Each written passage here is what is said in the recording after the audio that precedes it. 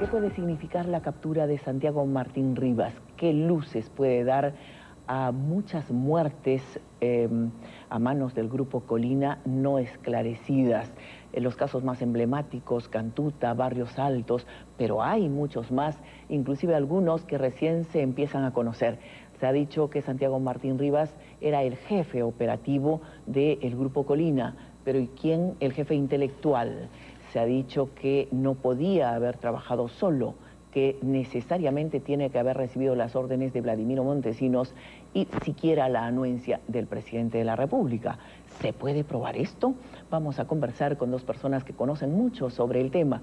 Javier Díez-Canseco, congresista de la República, que viene investigando hace bastante tiempo el tema Colina, y Víctor Cubas Villanueva, quien ha sido fiscal superior a cargo precisamente del caso Cantuta. Tenemos imágenes exclusivas, vamos a ponerlas antes de la captura de Santiago Martín Rivas esta tarde, imágenes de la policía. Adelante, por favor. Número 290, 25 pisos, donde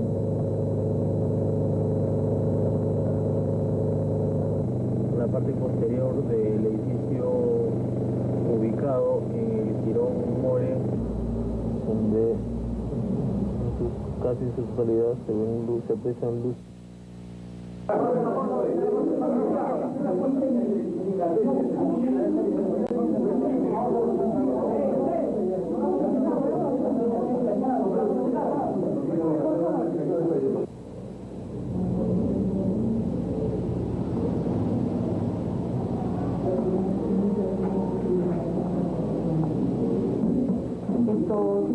Después de que yo salgo, los zapatos.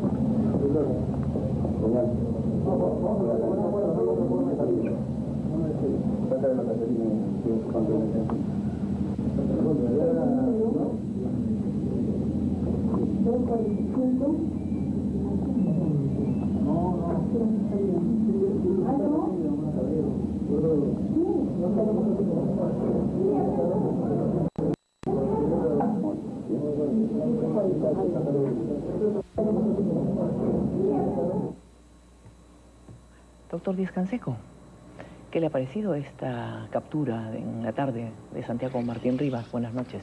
Buenas noches. Bueno, en primer lugar me parece muy positivo que caiga este elemento que es el jefe operativo del Grupo Colina, que fue beneficiado por la amnistía que promovió Marta Chávez y compañía, con el entusiasta apoyo del señor Tudela y del señor Rafael Rey, en un hecho inaceptable porque son inamnistiables los delitos de lesa humanidad. Creo que esta captura es muy importante por varias razones. Primero, porque Santiago Martín Rivas no había respondido por el conjunto de delitos que ha cometido o que habría cometido en el proceso ante el Foro Militar. No ha respondido por la desaparición de los jóvenes del Santa, del Valle del Santa, no ha respondido por Pedro Yauri, el periodista de Huacho, no ha respondido por la detención, desaparición de la familia Ventosilla, en Guaral, no ha respondido por el caso Mariela Barreto, es decir, ni tampoco por las operaciones de la Casa Rosada en Huamanga, y por supuesto no ha explicado la red que sostenía este grupo operativo, porque cuando uno investiga lo que ocurrió en la Cantuta, uno se da con que los vehículos, las armas, el personal de apoyo venían de la Dirección de Fuerzas Especiales del Ejército, de la DIFE, ¿no es cierto? Se da con que otras unidades o batallones del Ejército prestaban también personal. Es decir, lo que se llamaba paramilitar era en realidad un grupo operativo que funcionaba al interior de las estructuras militares y que funcionaba desde el local del CIN. Yo tengo el testimonio de un suboficial, el señor Bazán, que un día declaró ante Mariela Balbi y ante una periodista de la República, una en televisión, otra en prensa escrita, diciendo que él había participado en dinamitar mi casa en noviembre del 90 y que esto se había planificado en la habitación de Santiago Martín Rivas tan temprano como noviembre del año 90, lo que indicaría que este personaje además no necesariamente entró con Fujimori, sino que pudo haber ingresado antes de Fujimori y ser un elemento operativo al interior del CIN, porque si en noviembre ya estaba en esa capacidad operativa, probablemente en julio ya estaba dentro del CIN en estas circunstancias. Ya sabemos que Montesinos estuvo dentro del CIN antes de la victoria o de la juramentación de Fujimori en julio del año 90, y entonces se va tejiendo una trama que yo creo que es indispensable esclarecer en las responsabilidades que este personaje tenía, en las relaciones con determinados oficiales generales y en la forma como operaban estas estructuras paramilitares. El doctor Cubas Villanueva fue el fiscal que tuvo a su cargo el caso Cantuta, uno de los más emblemáticos en todo caso. Doctor Cubas Villanueva, lo que acaba de decir el doctor Díaz-Canseco es para usted cierto. Se llegó a establecer en las investigaciones que realizó en el Ministerio Público que la logística que movió el Grupo Colina o el grupo que atentó contra los 9 estudiantes y el profesor de la Cantuta utilizó todos estos implementos del ejército. Muy buenas noches. Buenas. Indudablemente que el congresista Díaz-Canseco ha hecho investigaciones desde el Congreso de la República y que tiene una información valiosa al respecto, y lo que dice es algo que para el momento está confirmado. ¿Usted lo llegó a constatar? Nosotros cuando hemos investigado, indudablemente que hemos determinado que a la Cantuta no podía haber ingresado un grupo aislado, compuesto por Martín Rivas y un conjunto de personas. Para que ingresen a la Cantuta el 18 de julio de 1992, tiene que haber sido un grupo que traía una orden superior que les permitiera, que les franqueen las puertas, porque la Cantuta estaba resguardada por una base de acción cívica desde mayo de 1991 y tenían toque de queda desde las 10 de la noche hasta las 6 de la mañana. No podía haber ingresado ninguna otra persona que no fuera un grupo militar que portase una orden del comando que les permita el ingreso a la universidad. Si era así, doctor Cubas Villanueva, ¿por qué no se le tomó declaraciones a estos que eran presumiblemente ya para entonces los autores? Recordemos que en el caso de la Cantuta se dan un conjunto de delitos. El primero es secuestro, el siguiente es delito de desaparición forzada y luego es el delito de asesinato. El delito de desaparición forzada tiene elementos que lo configuran, que son el hecho de sustraer a las personas, el hecho de no informar el lugar donde se encuentran, el hecho de ejecutarlas extrajudicialmente, pero lo que es más grave, el desaparecer todo indicio o toda huella que llevase al esclarecimiento del caso y como consecuencia de ello a la sanción de los responsables. Y esto es lo que se hizo.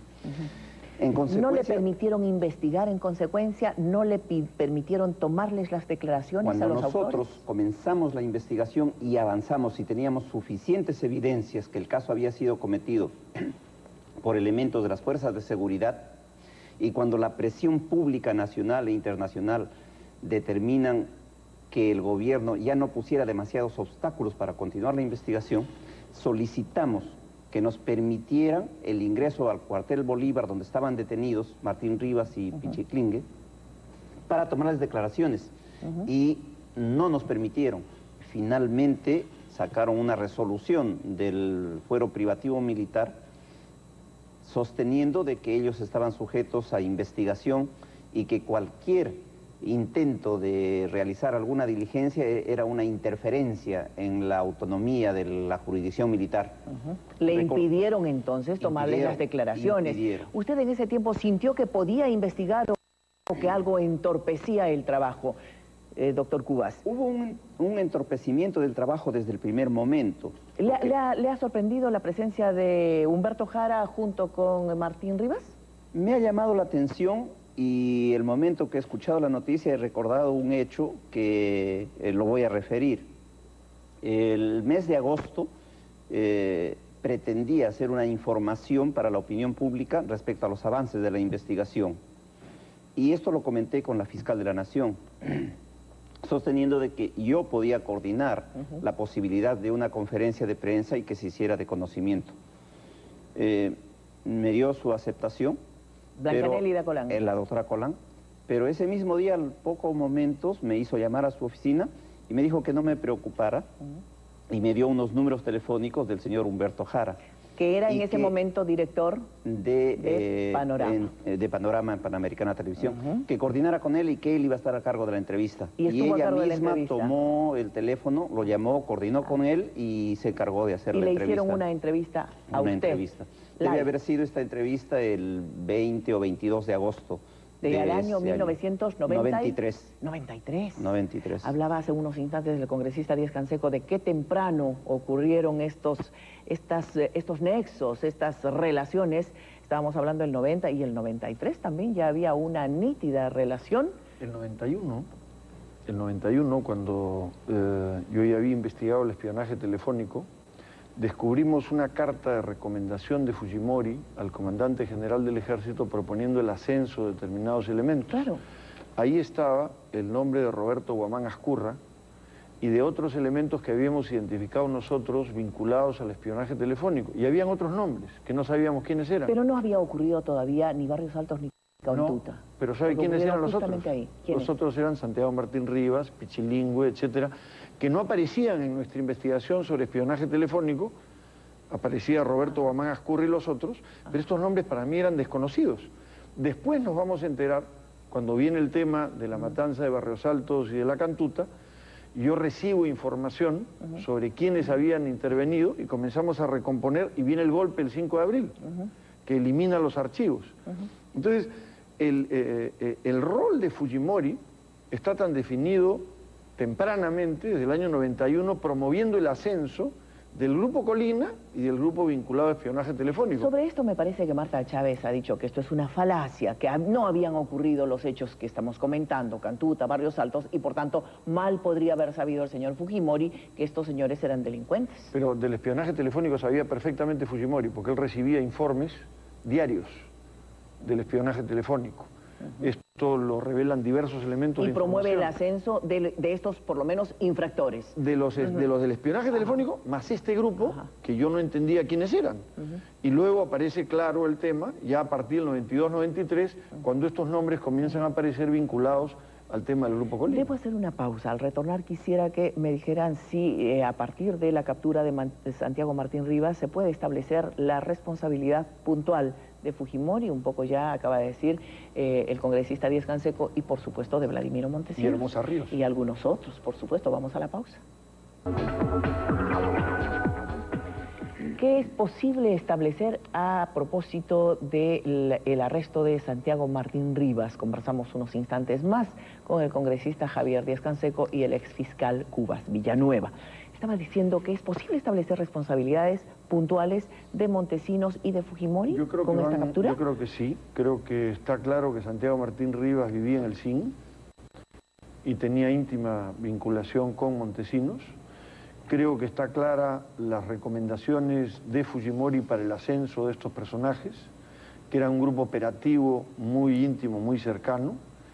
Creo que está claro también de que el grupo Colina operaba con apoyo institucional. No tengo duda de que altos jefes, y entre ellos Hermosa Ríos, deben tener vinculación con estos temas. El general Rivero Lazo, por ejemplo, debiera ser alguien que dé explicaciones en estas circunstancias. El coronel Navarro, Francisco Navarro Pérez, también, Pérez Documet, que era jefe de la DIFE, precisamente, la Dirección de Fuerzas Especiales, y que ha estado comprometido con la detención, desaparición de estudiantes en Huancayo, ¿no es cierto? O sea, aquí se van amarrando cosas, y la otra cosa que se amarra muy interesante es la presencia del señor Jara, porque el señor Jara es un personaje clave en Panorama, pero también con los Crucillat, en Canal 4 después. Es un hombre de confianza vinculado a Montesinos. Podría haber sido el nexo con la prensa. O sea, lo interesante es cómo aquí se van amarrando grupos operativos que cometen crímenes, con grupos que interceptan comunicaciones, con gente vinculada a medios de comunicación. Y comienzan a aparecer los tejidos de una telaraña que yo creo que hay que investigar con mucho detenimiento para poder esclarecer cómo funcionaba esta red de distracción, de manejo de medios también, para ocultar las cosas y distraer la atención frente a estas operaciones. Doctor Cubas, ¿cuánto es demostrable? ¿Hasta dónde se logró establecer estas responsabilidades? Las responsabilidades, indudablemente que se han logrado establecer. El hecho que nosotros, indudablemente, porque si partimos de la hipótesis que el grupo que ingresó a hacer el trabajo en la cantuta de sustraer a los estudiantes y luego desaparecerlos, no podía haberlo hecho sin una orden militar, es evidente que eso obedecía a un plan operativo. No hay otra explicación. Y ese plan operativo pasaba por el Servicio de Inteligencia, pasaba por la Comandancia General del Ejército, el jefe de la División de Fuerzas Especiales, que es el que dio el apoyo logístico para el ingreso a la Universidad La Cantuta. ¿Y no necesariamente llega hasta Fujimori, o sí? No necesariamente llega hasta el presidente Fujimori. ¿Por qué? ¿Qué lo establece? Porque el presidente Fujimori es el jefe supremo de las Fuerzas Armadas. Entonces, como responsabilidad política. Indudablemente. Pero no penal. No, pero toda responsabilidad política puede llegar a determinar una responsabilidad penal, mucho más en este caso cuando se trata de desaparición forzada de personas, de ejecuciones extrajudiciales. Pero hay dos hechos que yo quiero señalar. El primero, mucho se ha sostenido de que el presidente Fujimori fue sorprendido por Montesinos y que él es el bueno y el otro es el malo. Pero los hechos analizados fríamente demuestran lo contrario, porque en el caso de La Cantuta específicamente, en febrero de 1994, cuando se plantea la ley inconstitucional que va a permitir la transferencia de competencia del fuero común al fuero militar, se le pidió al presidente expresamente que no promulgara la ley. Si él no hubiese estado comprometido con estos hechos, nada le costaba observar la ley y no promulgarla. Claro. Y promover más bien una investigación y un esclarecimiento en el fuero común, cosa que no lo hizo. El segundo hecho, cuando se dan las leyes de amnistía para procurar impunidad para todo este grupo, igualmente se le pidió al presidente que no promulgue la ley, y él pudo haberlo hecho. Sin embargo, él prontamente promulgó la ley y celebró la puesta en libertad de todas estas personas. Y extrajo de la justicia, así su silencio. ¿Cierto? Extrajo de la justicia a quienes en algunos casos estaban en pleno proceso. Los sacó de las manos de la justicia. Exactamente. Fue su grupo político el que propuso las dos leyes. El que peleó en el Congreso. Así es. La dación de la amnistía. Y ya hemos del visto año cómo coordinaban en la sala con Montesinos y compañía, con los presidentes de las comisiones, cómo manejaban el Congreso. Entonces yo creo que está clarísimo el vínculo. ¿Algo más quería decir? Sí, por otro lado hay un hecho que es importante para mí. La investigación de La Cantuta la empezamos en julio de 1993 y prácticamente la habíamos concluido en diciembre, a mediados de diciembre de ese año. Inclusive teníamos ya la certeza de que las fuerzas de seguridad habían ejecutado a los estudiantes el 22 de noviembre. Desde ese momento comenzó una presión inusitada para hacer la denuncia. Y yo, que tenía el dominio sobre la investigación, retrasé intencionalmente la formalización de la denuncia porque era lógico que iban a presentar una contienda de competencia para llevarse el caso al fuero militar. En ese lapso se produjo una situación muy rara que no trascendió.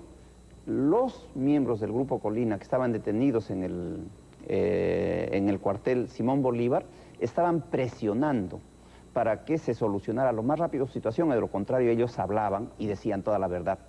Y se sabe que en ese momento les ofrecieron impunidad y que no se preocuparan, que iban a estar muy poco tiempo y que luego se daría la ley de amnistía y quedarían en libertad. Les dijeron, comprándoles el silencio a ellos para que no hablaran y no comprometieran a los mandos superiores, que eran los autores mediatos de la ejecución de estos delitos.